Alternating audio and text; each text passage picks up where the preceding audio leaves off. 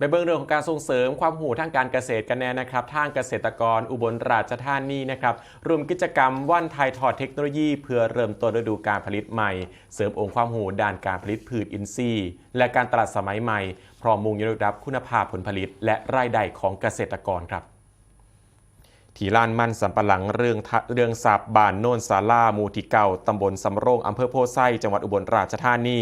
นายกมลโสภาสภูมิในการสำนักงานส่งเสริมและพัฒนาการเกษตรที่ 4จังหวัดขอนแก่นเป็นประธานเปิดงานวันถ่ายทอดเทคโนโลยีเพื่อเริ่มต้นฤดูการผลิตใหม่ระดับเขตครั้งที่ 1ประจำปี 2569 ครับพร้อมมอบปัจจัยการผลิตแก่เกษตรกรและเป็นเวทีให้เกษตรกรได้เรียนรู้เทคโนโลยีการผลิตใหม่ๆเข้าถึงข้อมูลข่าวสารด้านการเกษตรรวมถึงแนวทางการตลาดและเลือกใส่เทคโนโลยีที่เหมาะสมกับพื้นที่ของเจ้าของอีกทางยังเปิดโอกาสให้เกษตรกรได้แลกเปลี่ยนประสบการณ์กับเพื่อนเกษตรกรนักวิชาการและผู้เชี่ยวชาญซึ่งถือเป็นจุดสำคัญในเริ่มต้นฤดูการผลิตใหม่ภายในงานมีกิจกรรมที่น่าสนใจครับเพราะว่าเป็นสถานีเรียนรู้6สถานีครอบคลุมตั้งแต่ต้นน้ำถึงปลายน้ำทั้งการผลิตมันสำปะหลังอินทรีย์ตามมาตรฐานและการตลาดการใส่เทคโนโลยีตรวจวิเคราะห์ดินสมาร์ท NPK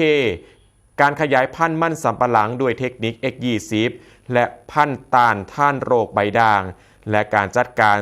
ศัตรูพืชแบบอินทรีย์การใส่เครื่องจักรกลการเกษตรเพื่อเพิ่มประสิทธิภาพรวมถึงการผลิตกล้วยหอมท่อมแบบครบวงจร